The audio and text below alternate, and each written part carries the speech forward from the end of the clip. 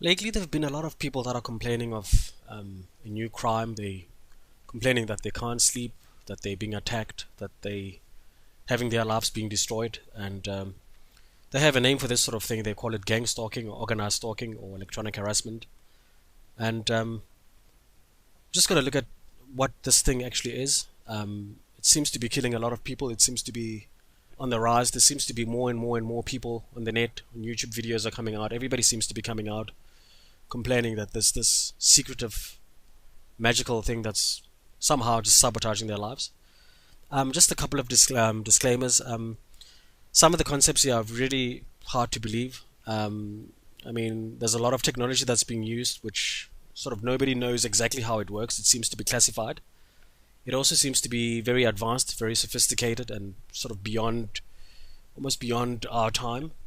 And but definitely patents of this sort of technology exist. A couple of names for it, such as voice to skull, remote neural monitoring, all those things definitely do exist. So it's not some kind of conspiracy theory, or I think there's a lot of claim to what the victims are actually making. And it's interesting that most of the victims actually have more or less the same stories. More or less of their stories are more or less identical, and it's the same song. So what would be the goal? It's well, I mean, in one word, it's money. Where there's money, where there's crime, where there's an opportunity to sort of commit a crime without getting caught, that would give a criminal an incentive to come out and use the technology to sort of kill somebody. Um, so it is definitely a white collar crime because it cuts through all different sections of society. It's beyond just somebody walking to somebody and shooting them, running off with their car, or some strange hacker going into a bank account and taking off and running off with a whole lot of money. So it's actually white collar crime, and it's actually well organized as well.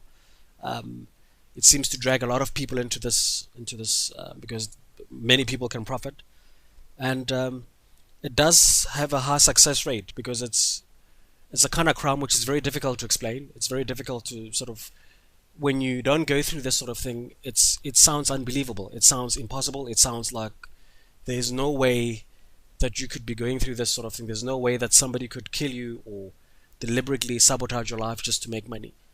Um, so the intent there is to kill the victim without leaving any kind of evidence. And obviously, if you're gonna do this without using a gun, if you're gonna do this sort of thing without using any kind of, direct weapon, or if you're gonna do this without using any kind of face-to-face method, you're probably gonna have to go about it the long, rounded way, which is systematically to destroy everything that makes a person. That might be his income. If you kill a person's income, obviously, everything falls from there. It's like the whole apple cart just goes falling down. Um, if you don't stop at the person's income and then you actually go after his relationships, you destroy the person's social stature. If you can systematically put somebody under depression, if you can get the person to be crazy, if you can destroy his vital organs such as kidney, lungs, you can destroy his brain. Um, that would be a way over maybe a couple of years killing somebody without leaving some kind of hardcore evidence, because all of these things could be blamed on the victim. If you don't have a job, it could be a victim's fault. If a victim is mentally ill, there are a whole lot of other mental illnesses that are well known, such as schizophrenia. Um, if a victim is involved in some kind of scandal, maybe is labeled a pedophile, or maybe is labeled a drug addict. All those kind of things are sort of common and could easily be blamed on the victim. So if, as a somebody who wants to kill a person for profit, or who wants to take away somebody's life for profit, if you can simulate all of these sort of events, if you can simulate all of these scenarios that seem like they're real life, then you pretty much get away with murder for free. Um, all of this sort of gang stalking, organized stalking, electronic harassment, voice to skull, remote neural monitoring, these are all terms that are being used, and it's all attacks that are done from a distance. So the perpetrator is not actually in direct contact with the victim, and so as a victim trying to explain this sort of thing to somebody else, or trying to come out, or trying to tell somebody about it, you would come across as crazy, you would come across as delusional, you will come across as imagining things that are not there. And again, if you just look back, as if you have got no income, you've got no relationships, and you are constantly under stress 24 hours a day, And if there's somebody who's constantly, deliberately destroying every part of your life, there's a good chance that you'll have zero chance of survival. Simply because the person, the human body, the human system wasn't created for stress. It wasn't created for to live under those kind of circumstances. Um, the other good thing for the perpetrator or the enemy who's carrying out this sort of attack, it's all done from a distance. There's no way that a victim can identify him. There's no way that a victim can come along and take him to court. So as a perpetrator, it's could even open a business. I could even do this a number of times. I could even rinse and repeat this formula of somehow making a profit, somehow making money, somehow killing people for profit, carried out on 1,000 victims. Um, so organized stalking, gang stalking, electronic harassment, it's not something that a sort of an average Joe criminal is going to do. It's not a quick scheme. It's well organized for one. To carry this sort of thing out usually takes, you need a lot of people. You need a lot of sort of stalkers that are employed 24 hours a day to sort of hack into the guy's computer, to sort of follow the guy everywhere, to simulate, to just constantly put this guy under a lot of stress. This is going to have to happen on a 24-hour basis throughout the rest of his life. And therefore, it's very expensive. Some members of the community are also maybe dragged into this whole spat of destroying this guy, killing him, gagged. There's a word called gagged, so a lie is being told to them, but they've been manipulated into believing that sort of lie. So gang stalking, organized stalking, electronic harassment it's real. It takes a lot of detailed planning. It takes a lot of detailed discipline. It's not a quick murder. It's not like shooting somebody quickly and running off and hoping that never to get caught. The perpetrators really do play dirty. They play in the most ruthless, heartless, in the most inhumane, in the most immoral way possible. There's a range of tricks they're playing. It's not just physical abuse. It's not just physical harm, but they're actually using advanced technology which might have been even used in the military. So it's technology that nobody's ever going to know about. It's technology that, for the time being, it's mostly a secret. It's mostly the rest of society does not know what would have hit them. It's technology which is so advanced, and they don't stop there. They're spreading lies. There's a lot of manipulation. There's a lot of setups. There's a lot of lying to the public. There's a lot of lying to the family. There's a lot of lying to friends, and it's sinking to the lowest level just to kill the person, doing everything ensuring that this person dies, for one, which is the main goal, but dying in a way that it would not seem like a crime was committed. It would not seem like murder. So just in terms of maybe some concrete terminology, people who would be involved in this, people who would be acting in this sort of thing, it would take a large scheme or a large network to carry this sort of thing out. And there would be almost like a local guy who's handling that sort of network, known as a handler. And then you've got the perpetrators. You've got people that are maybe stalking the victim. You've got people that are maybe going around spreading rumors and lies about this victim. You've got people that are constantly maybe again hacking and ensuring that when the victim does try and have a job, does try and apply for a job, that job application is somehow dismantled or manipulated. When the victim is trying to sort of, just perpetrators that are carrying out these attacks. Then you've got stalkers that could be anybody, that could be the general public. Typically the general public is maybe told a lie that this is a bad guy, this is a pedophile, you better watch out for this guy, watch out, watch him, be careful with this sort of person, or this guy is a drug trafficking, or better watch out for him, keep your distance away from that sort of thing. So those would be the actors. And then on the other side, I think more on the technology side, you've got to really get this person destroyed, to really get this victim destroyed over time, systematically and in a very clever way, in a very smart way. You are going to need to know the victim in and out, and it does take a lot of mapping of this person's data, such as his thinking patterns, such as almost like his likes or dislikes. So almost like knowing everything that there is to know about this person. There is also technology, voice to skull or artificial telepathy. So this is where the perpetrators now constantly aim to psychologically destroy this perpetrator, or destroy on a constant basis, try and drive him mad. There's also a term, remote neural monitoring, which is where effectively now this victim has got no privacy. Everything they do, everything they think, everything that they hear, everything they see is now pretty much exposed to the perpetrator.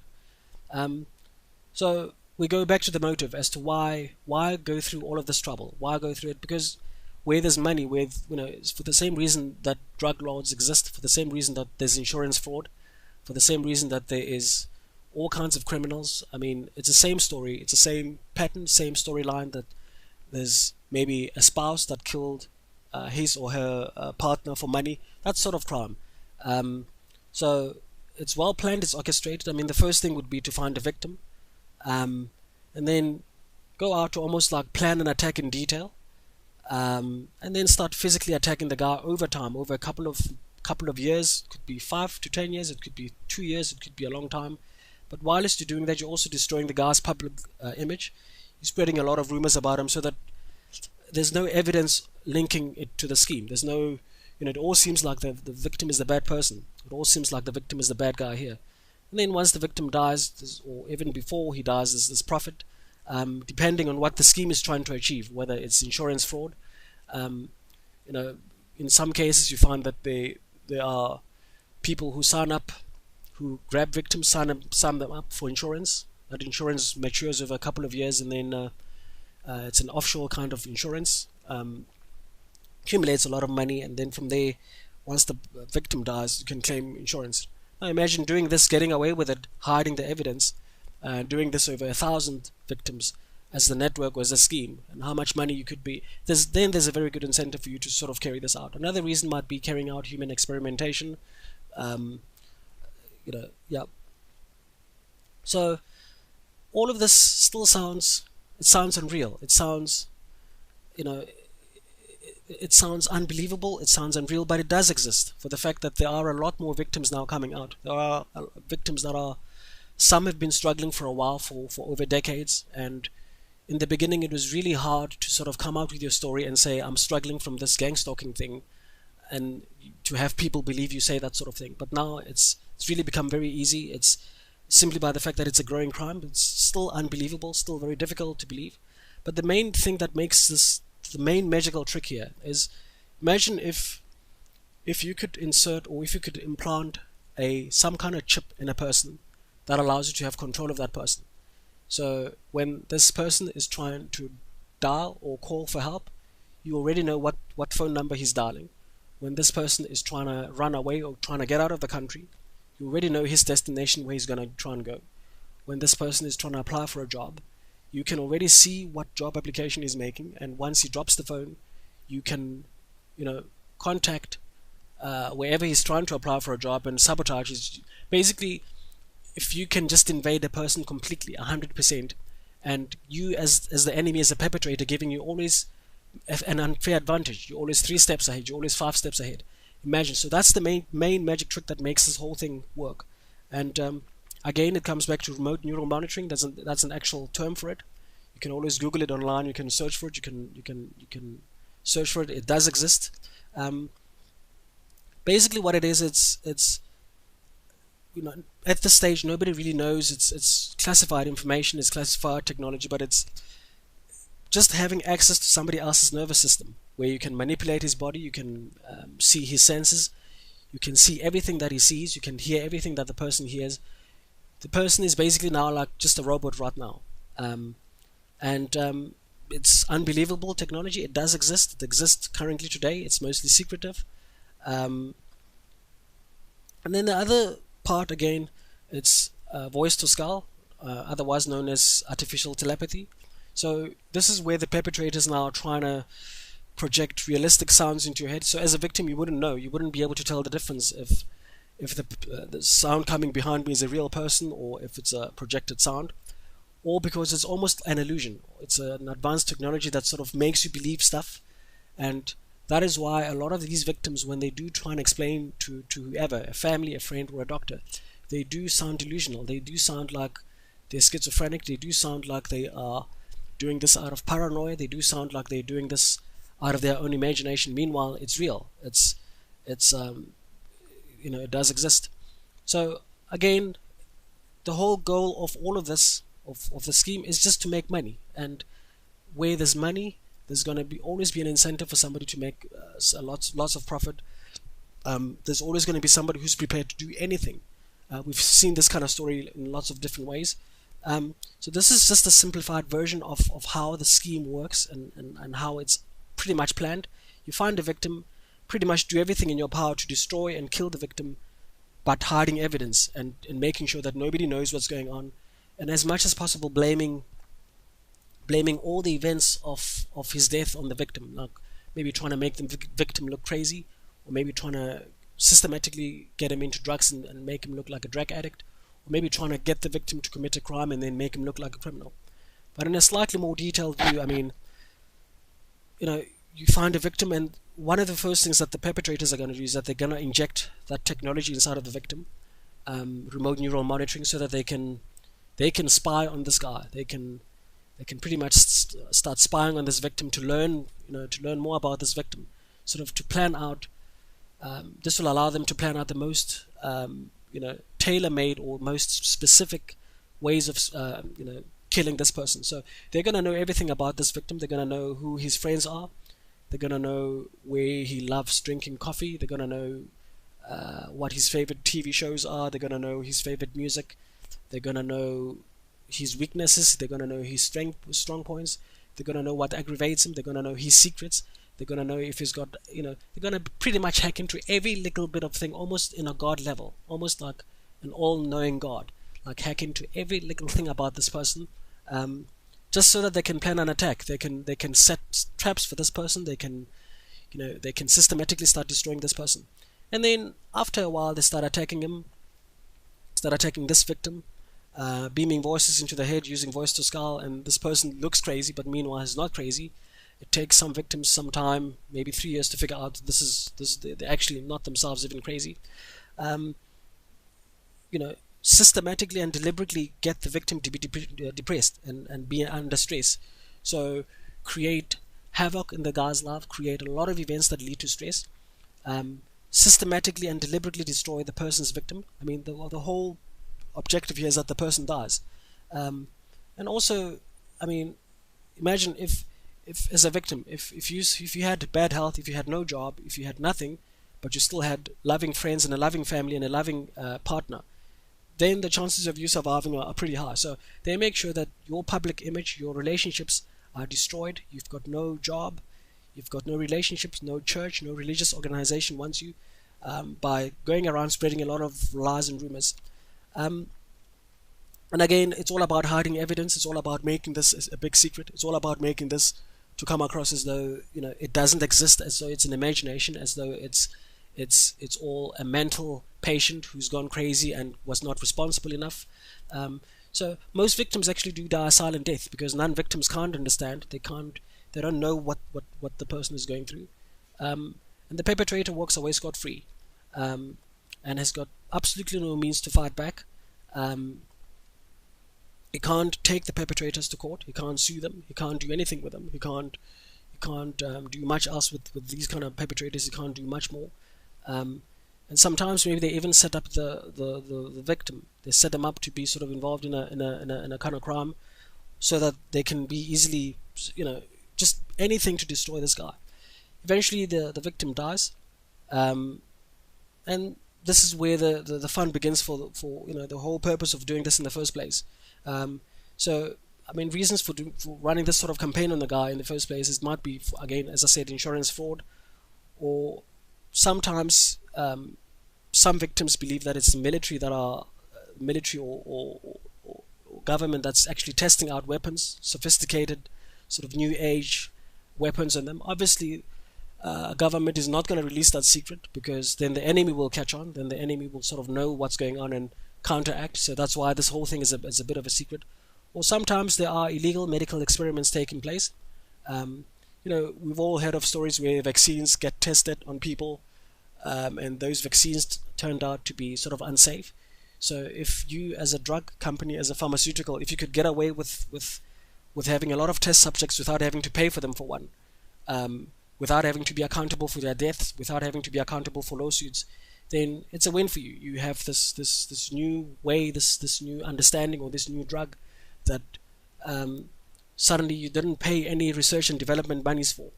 Okay, so once you die, there's usually a claim of insurance, or maybe even in some cases intellectual property is stolen from this victim. Maybe you're a bright engineer and they've got this remote neural monitoring that can read your mind. All your ideas are pretty much stolen. Okay. Um, so the first step in finding a victim, I mean, this can happen to anybody, and this is the point, that the perpetrators don't care whether you're connected, whether you're rich, whether you're good. You don't have to be a criminal. They're gonna try and make you, or try and make the victim look like a bad person, but it's mostly good people that go through this sort of thing.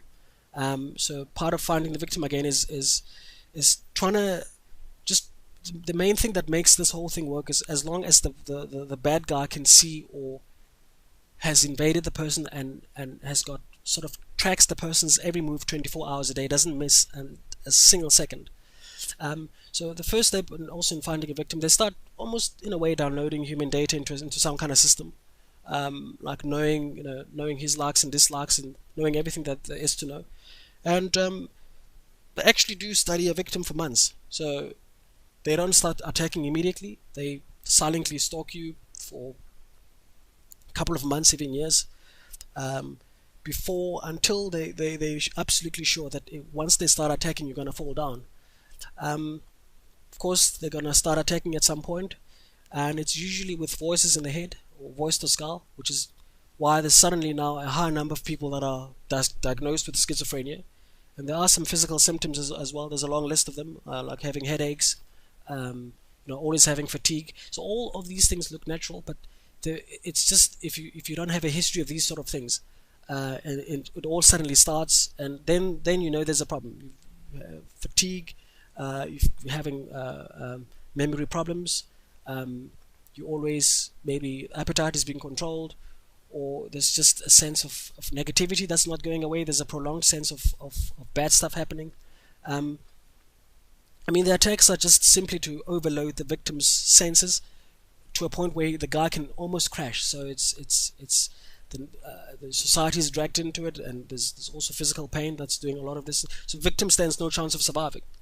The critical part here is to not just destroy the guy and have him be able to sort of go out and have a social life and be, get his energy back, but they also destroy his public image. So the victim doesn't have an ally, basically. Is isolated, and there's a lot of guilt, there's a lot of shame, there's a lot of feeling bad and feeling, and no outlet, not even a religious outlet, not even a church, nothing will want this guy. There's no job, there's no support system. There's absolutely nothing for this victim, and it's a slow death. It's a slow death, which is very painful. Which is, every minute of, once you become a victim, I mean, every single minute becomes hell, almost, in a way. Slow death where rational thinking is destroyed. You're not getting better with time, and in most cases, I think perpetrators create these instances to maybe even coach the victim to commit suicide. I mean, again, leaving no trace, leaving no evidence behind. If you killed yourself, then it's all your fault. I mean, it's not the perpetrator's fault that you killed yourself. So eventually, the victim does die. Obviously, nobody's not gonna know, because most of society isn't clued up as to that this crime actually exists, and the perpetrator walks away scot-free. And they can easily go to the bank and commit a lot of these crimes time and time and time again. So again, to look at this picture, it's all about just destroying the victim, using voice to skull, which is non-stop voices in the head. So if somebody does complain of hearing voices, it's not necessarily schizophrenia, it's not necessarily a mental illness. It might actually be something else. If they are convinced that they're not crazy, then you should probably take their word for it. There's also remote neural monitoring, which is almost like a GPS and video, and implanted GPS and video inside of you. You can almost think of it as all your senses being taken over. Then there's directed energy weapons, which are pretty much just radiation, literally killing your organs. Then there's gang stalking involved. Gang stalking tries to pollute the victim's relationships, pollute every single one of them. Involve everyone from it doesn't matter who it is, whether it's family, whether it's friends, whether it's religious outlets. Basically pollute all relationships as much as possible. And what what basically the perpetrators do to the victim when they're alone, they systematically injecting them with depression, sabotaging their thinking, just killing them in every. I mean, this is overkill, literally. I mean, to use the word in an ironical way, it's literally overkill. That as a person, you're physically destroyed, your finances are destroyed, your friendships are killed emotionally. You have got no chance. There's no day of rest. The only option that will be left over is usually suicide. Um, okay, so again, gang stalking or organized stalking is a very sad story. Electronic harassment. It's a very very sad story. It's it's a crime. I mean, above everything else, it's killing a human being. It's destroying a human being. It's destroying a person. Um, and the saddest thing is that the person is left no means to fight back. There's no means. There's no day of peace. There's no means for the victims to get justice. And there are a lot of them coming out every year. There are a lot of people beginning to speak out and say, but I'm hearing voices, and I know it's not just voices, but uh, there's a whole lot of other strange events happening in my life, and only to be labeled insane. That's the sad part. And what's even more sad is that pretty much the whole of society is in denial that this thing exists. And it's actually been around since, a lot of these things have been around since over 50 years now, since the 1960s. And it's actually now a money making scheme for the perpetrators. I mean, if I can just destroy a person without getting caught, or destroy a person without my life, being absolutely sure that I'll always have a job, then there's a lot of incentive for me. And the other thing that's happening lately is that a lot of young people are getting recruited to sort of take part in this sort of thing, because it's technology based, it's very app based, it's very stock based, it's very social media based.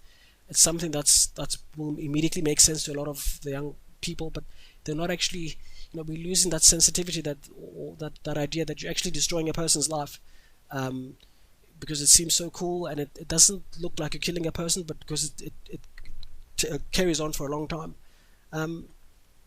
Religious organizations are also, taking part, or because of the lies, they're being manipulated, or they're being told the wrong story, or for whatever reason. So, gang stalking does exist. The term might be a little bit misleading. Organized stalking exists. So whenever somebody comes to you and say, I'm hearing these voices, I'm hearing these sort of things, just think of this picture, have this sort of picture in your mind, that it's a systematic way to make money. It's a systematic way of maybe making, it might be an insurance scheme or whatever it is, but this is exactly what gang organized electronic harassment is about. It's killing a person in the most painful way possible.